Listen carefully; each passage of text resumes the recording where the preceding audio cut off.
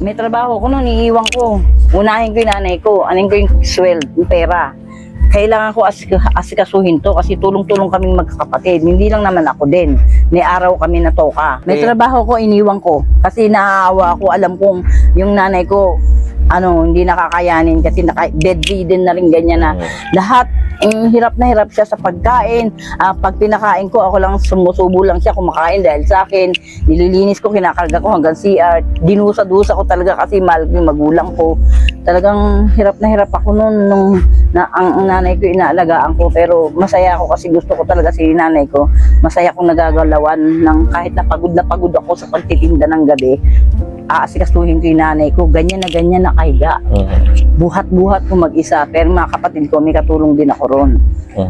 Pero bakit mo pinili doon sa pagiging cleaner tapos nag-jump ka into caregiver?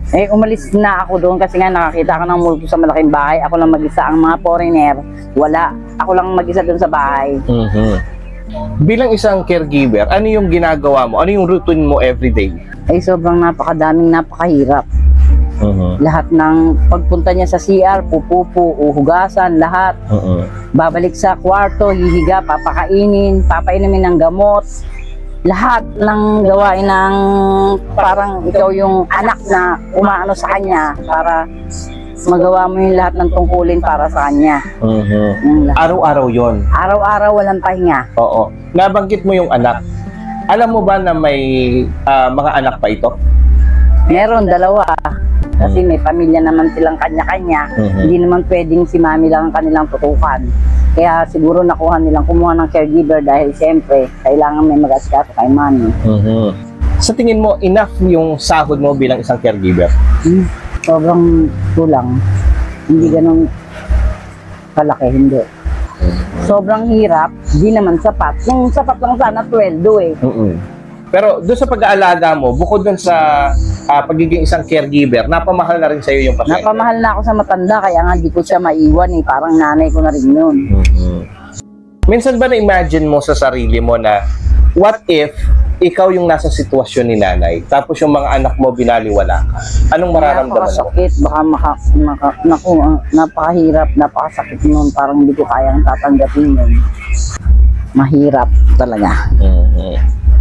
Maraming kamag-anak pero walang tumulong kahit isa. Pagpunta mo sa ospital, solo flight ka lang. Bilang isang anak na mapagmahal sa magulang, siyempre hindi natin papabayaan na maging ganun yung magulang natin.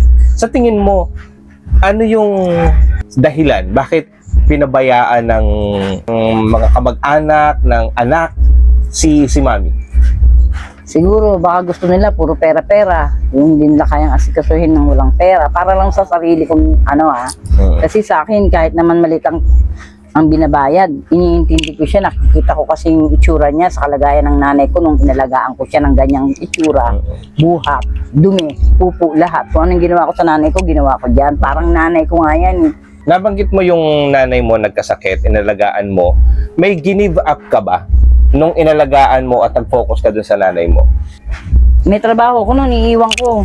Unahin ko yung nanay ko, anin ko yung sweld, yung pera. Kailangan ko asikasuhin to kasi tulong-tulong kaming magkakapatid. Hindi lang naman ako din.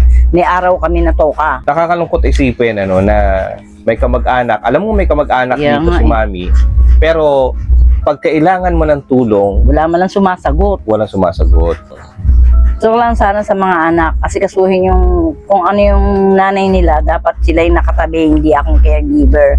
Kasi dapat nakatabi sa panahon na yun na si mami nakaliga, ang mga anak ang pampalakas sa kanyang pagkahirap sa sakit na nararamdaman niya ngayon. Pero na-experience mo na nagkaroon ng matinding pagdurugo si nanay, inisip mo na dalhin sa ospital. Sino yung kamag-anak na una mong tinawagan? Yung kapatid. Ano naman sabi ng mga anak? Wala lang, dinala lang sa ospital. Tapos, kamusta lang, sabi ko. Mahirap ang kalagayan ni mami, hindi na siya ganong makaano. Para naman doon sa mga anak na nagpabaya sa magulang. Kailangan sa mga anak na ang magulang ay may mga sakit. Kailangan atupagin unahin yung ang magulang kasi konting buhay na lang, kailangan ibigay mo yung araw mo na pagtitinda. Kunyari, nagtitinda katulad ko, iwanan mo yun at tupagin mo yung nanay mo mabuti kasi sa paghiga niya, konting buhay na lang, kailangan ibigay mo lahat ang the best para nagawa mo yung ano mo sa magulang mo. Yung part mo. Oo. Yung tinatawag na payback time, di ba? Kailangan talaga hindi pinapabayaan ng magulang at atupagin mo talaga kailangan kasi yun lang yung pinakahuling ibibigay mo na maganda sa magulang mo. Yung nanay ko bago mamatay, umiiyak yun. Napakabuti mong anak, napakaswerte ko sa'yo, napakasarap ng buhay na tumanda na merong katulad mong anak na nagmahal sa akin. Dudukutin ko yung pupo nun, lahat. Sabi, hindi ka nandidirin ako, inang, hindi. Mahal na mahal kita, lahat gagawin ko sa'yo. Pagluto ko ng sopas, pagkadami-dami, papakainin ko, lahat ginagawa ko. Kaya mahirap, masarap ang magmahal sa magulang, alagaan ng anak. Hindi dapat kailangan papabayaan.